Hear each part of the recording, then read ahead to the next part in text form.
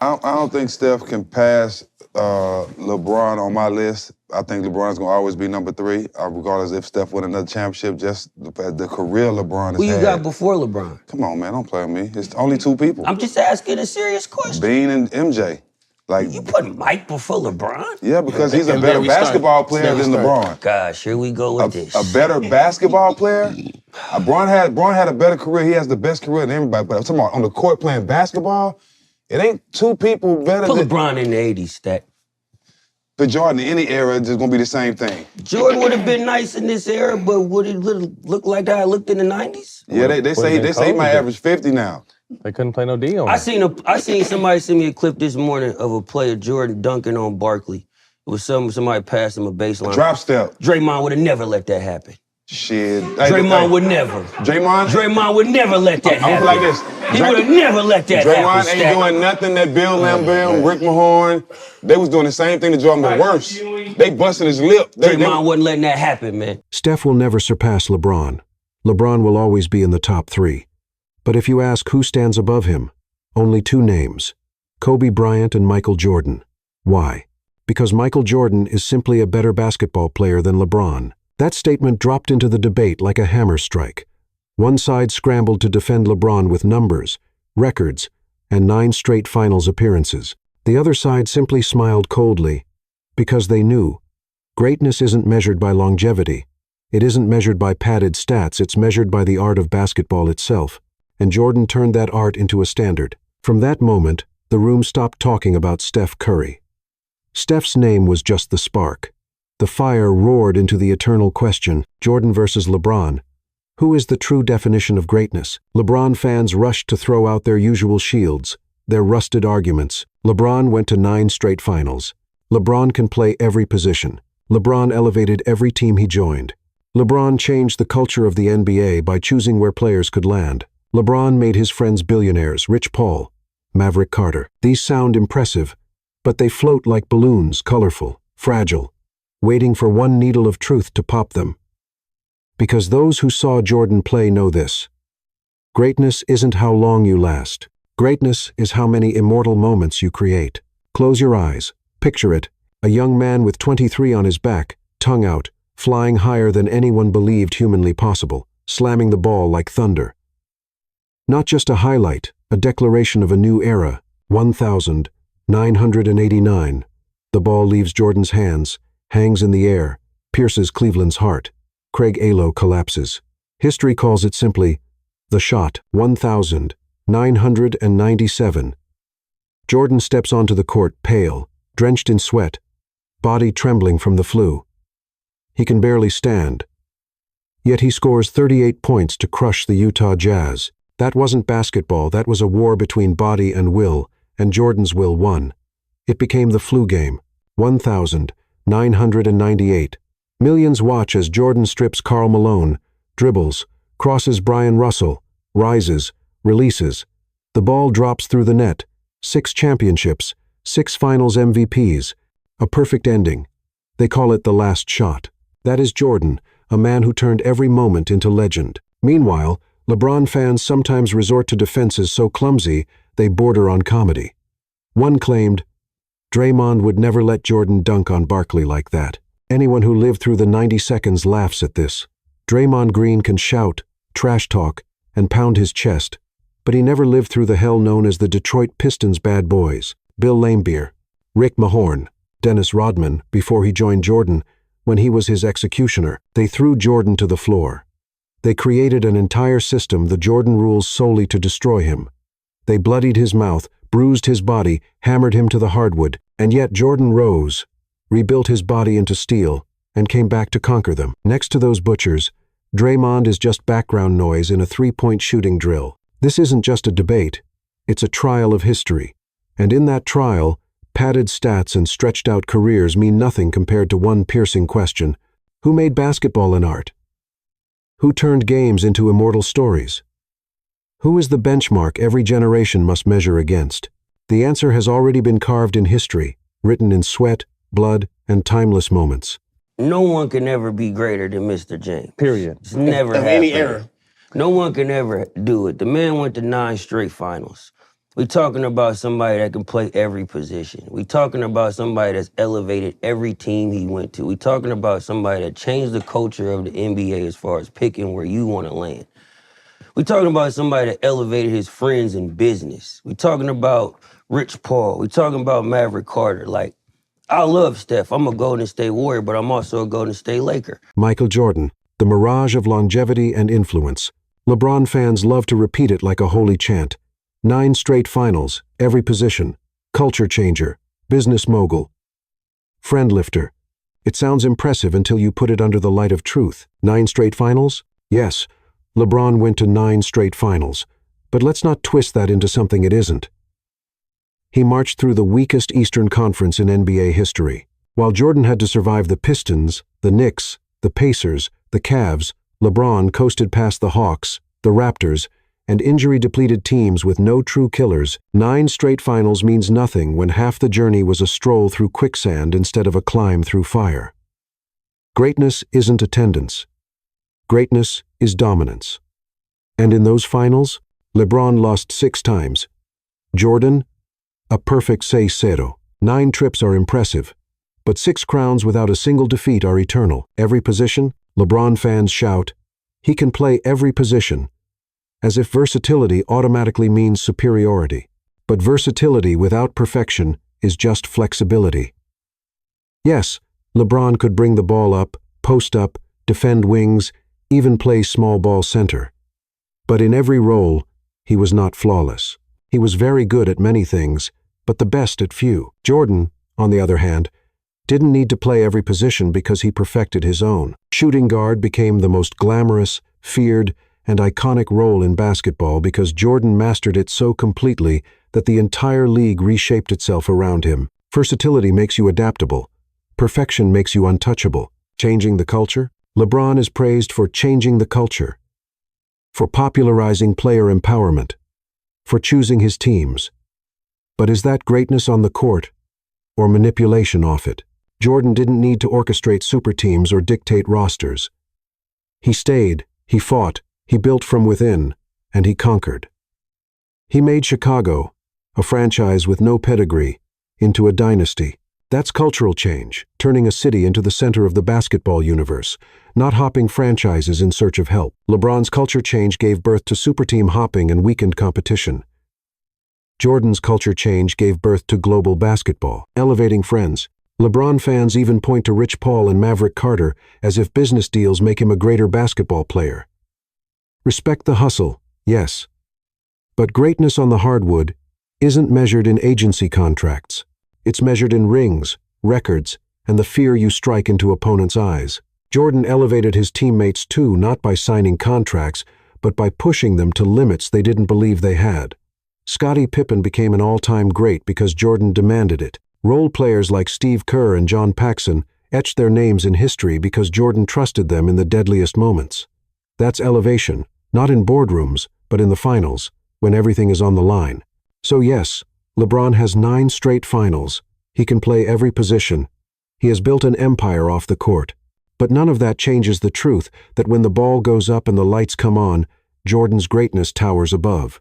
Longevity and influence may dazzle, but perfection, dominance, and eternal moments define true greatness. And that's why, when you strip away the gloss, Jordan remains untouchable. And if the LeBron camp wants to argue about super teams, about who built what, who had more help, who stacked the deck, that's the next illusion waiting to be torn apart. Well, look at what he was up against. What? He had to deal with KD and the Warriors for 2 years. But he got 2 of his rings playing with Bosh and D They always Wade. to the KD shit, man. Yeah, but they had to round up for the Celtics. He The got Celtics had a lot he got going 2 on the at same the way the time. Warriors got 2. The Warriors got 2 with KD. He got 2 when he went to Miami. But it wasn't like Bron went and got another top 3 player. Yes, he did. Dwayne Wade wasn't top 5 player. No, I'm saying when he went to Cleveland. We leaving Miami out of this. Oh, okay. That's how you Miami Where out they of leave this. KD out? Come on, bro. Miami out of this. Come on, bro. Hey, bro. I think right now they even Steven. They even Steven right now. Yes, but Kyrie was drafted there. Yeah. It wasn't like he Kevin asked Love, Kyrie Kevin to Love come was a there. top 5 power forward before he went there and sacrificed his whole game. Kevin Love was Come top on, man. 5. What y'all got against LeBron? Nothing at all. Nothing. I just want to hear your Nothing at point all. of view because I know you from the Bay and you're a LeBron fan. That's why I asked the question. I think to me, Steph Curry has changed the game. Could for he sure. pass him up if he get another ring? To me, no. To a logical theory, yes. To a logical theory. The super team myth, the truth behind the excuses. One of the shields LeBron fans love to raise whenever they're cornered is this. But LeBron never chased a top 3 superstar to form a team the way Kevin Durant did with the Warriors. It sounds convincing until you tear away the wrapping. Miami Heat, the prearranged storm. In 2010, the basketball world shook with one sentence. I'm taking my talents to South Beach. That wasn't a spur-of-the-moment choice. It was a calculated plan. LeBron James, Dwyane Wade, a top 5 player in the NBA at the time, and Chris Bosh, an all-star, a top power forward then, joining forces to form a super trio in Miami. If that's not a super team, what is? It was one of the most deliberate alliances in NBA history, a superstar choosing to band together with other superstars to chase rings. Cleveland Cavaliers, the return with reinforcements. LeBron was praised for returning to Cleveland to bring a championship home. But let's be honest, he didn't come back alone. Kyrie Irving, a young talent blossoming into superstardom. Kevin Love, fresh off multiple all-star seasons in Minnesota, forced to sacrifice his entire game to fit LeBron's system. This wasn't a solo mission. It was a gathering of reinforcements to ensure victory. Compared to Jordan building through blood and steel, now put LeBron next to Michael Jordan. Jordan didn't leave. No decision, no recruiting dinners, no running to build alliances. He stayed in Chicago, a no-name franchise with no pedigree, and turned it into an immortal dynasty. Scottie Pippen? He started as an inexperienced young player. Jordan pushed him into becoming a Hall of Famer. Horace Grant, John Paxson, Steve Kerr. They became great pieces because Jordan forged them in fire. Jordan didn't chase super teams. He created greatness by turning his teammates into warriors. The unshakable truth. LeBron wasn't a victim. He wasn't the lone soldier fighting the world.